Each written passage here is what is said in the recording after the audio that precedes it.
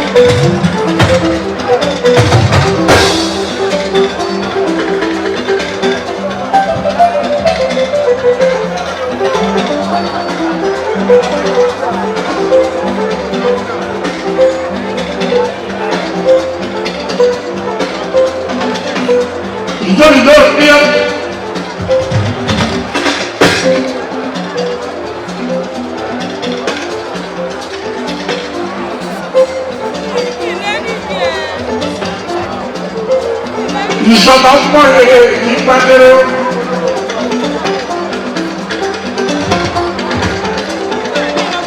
Abíọ́dún Ìṣọ̀lá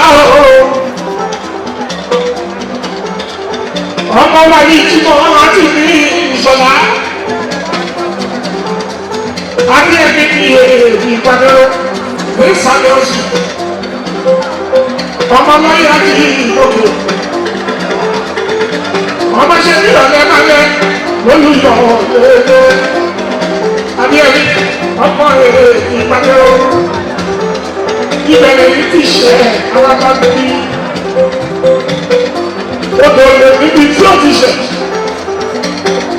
gbogbo wa la ní foundation wàsíwá ìpínlẹ̀ ọ̀hún.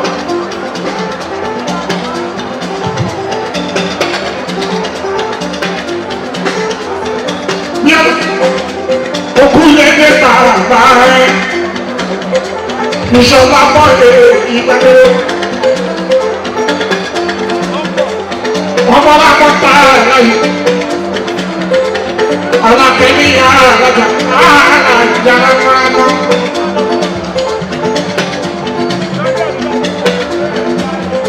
Ìṣọ̀lá dé ọkọ̀ sí ìwádùn ọ̀la ìta.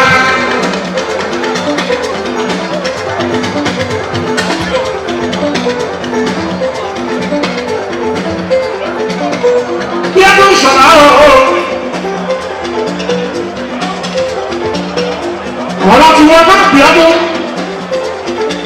ogun sọ pé nínú òfin ẹ̀kọ́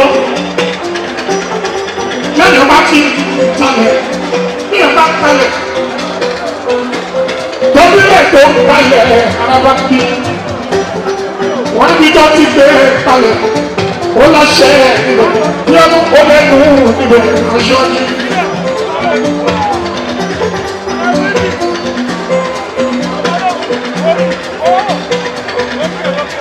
Ọmọ lọ́yẹ̀ àti ìgbòkè alẹ́ ọ̀rẹ́ ló ń ìbẹ̀rẹ̀ Abíọ́dún ní táǹkì ó lẹ́nu ìbẹ̀rẹ̀ ọba ní Abíọ́dún.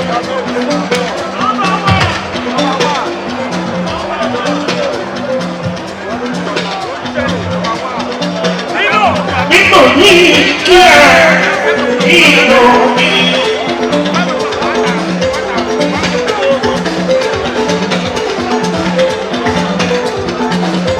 Ọwọ́ Yusuf ó ní kí ẹ nínú mi.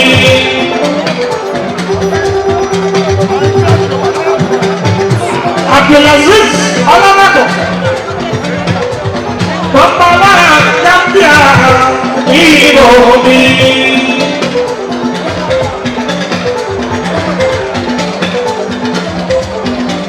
Aláṣẹ bí dákú foundation nínú mi.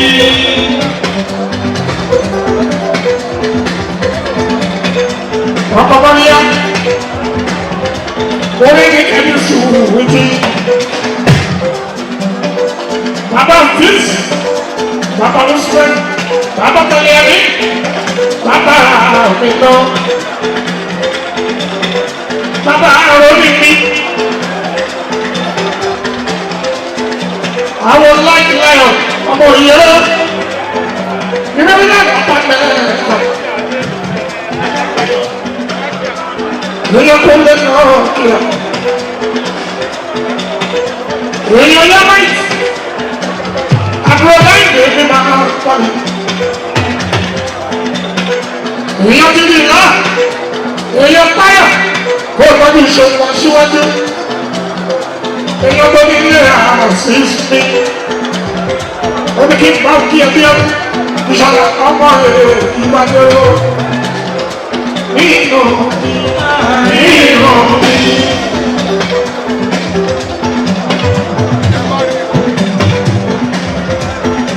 Ó ní kí n kí gbogbo lórí gbogbo ọmọ akéde pátápátá lọ́jọ́ kìí ṣẹlẹ̀. Nọ́mbà 3 nínú ètò bí wọ́n ní fúnra ṣẹ̀dá ọmọ bàbá. Àbílàsẹ́sì ti tán lọ́wọ́. Onígbà Kírísítà wọ́n ní fúnra ṣẹ̀dá ọmọ bàbá. Nínú mi.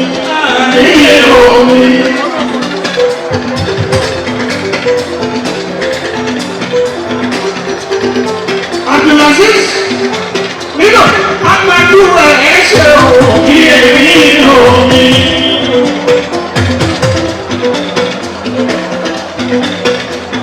Láti lùrù kábíà nínú mi.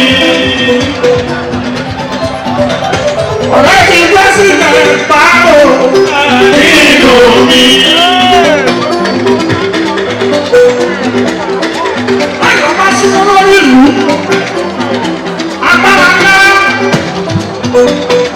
nínú òṣèlú ní mo ń pariwo ní mo ń pariwo lójoojúmọ́. Ọba tó ń ṣe kan síwájú ọ̀gá mi àti orí ọ̀gbìn. Media Live TV. Kindly subscribe to our YouTube channel to get updated on the trending gist, latest news all over the world. Like our page, subscribe, and share with friends. Thank you.